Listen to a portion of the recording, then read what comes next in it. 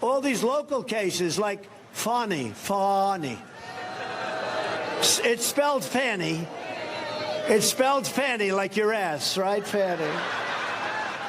But when she became DA, she decided to add a little French, a little fancy. Fani. Always the entertainer, the former president. Got a large crowd. Working out some new comedy. Joining us now to weigh in on what's happening in Georgia and the election interference case, the Lieutenant Governor Burt Jones. Sir, welcome back to National Report. Again, we played some sound from the former president at his rally over the weekend. He was in Ohio. But top of mind is what's happening in your state. Again, this election interference case, ultimately it can go forward and Fani Willis can stay on the case. What's running through your mind following this latest development from last Friday? Well, I mean, I wasn't surprised by the judge's ruling. He kind of split the baby. He obviously illustrated there was the problems with the whole.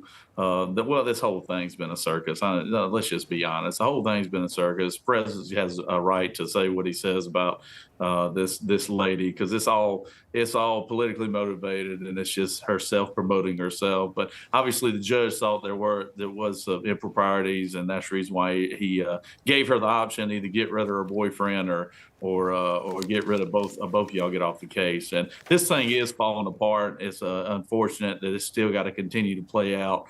But we're going to keep pursuing what we're doing over here in the Senate with our committee. We've got a prosecutor oversight committee. We just signed in the law. Governor just signed in the law that is going to have complaints on Fanny, as the president says. I think he's right. I think you spell it Fani is spelled Fanny, I believe. But at any rate, this thing is falling apart. And what she ought to do is just recuse herself or either resign her seat, but she's not going to do that.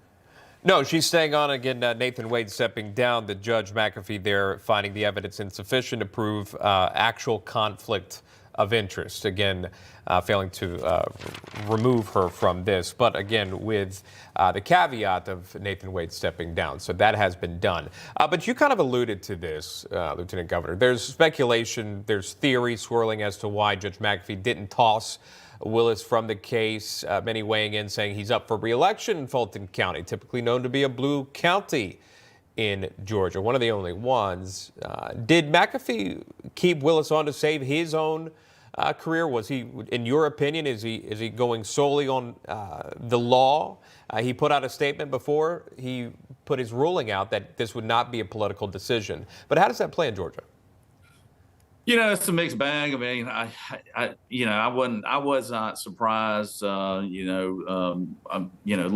everything that I watch, I wasn't surprised he kind of split the baby, meaning getting rid of Wade and telling Fanny that she can stay on.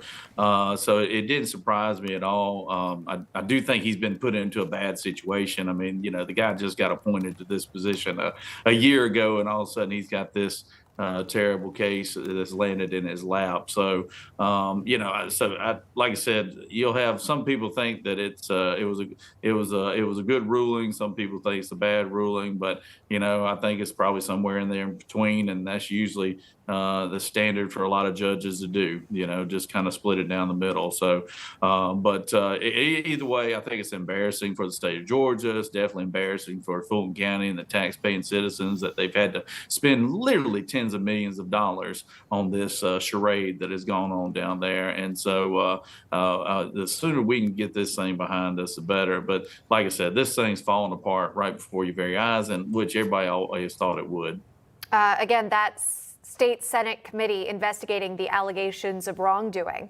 That's still ongoing. Is that right, sir? And then also, would there be any chance that those committee members could subpoena text messages between Willis and Wade, perhaps prior to when they claimed that affair began? Oh, I think that committee has been given a great blueprint to call people forward that have been a part of that whole charade there. And so, yeah, that Senate committee is moving forward because we're looking at how tax dollars were potentially misappropriated and some things that we ought to make recommendations that we'll need to make potentially to the Attorney General's office about or the Prosecutor Oversight Committee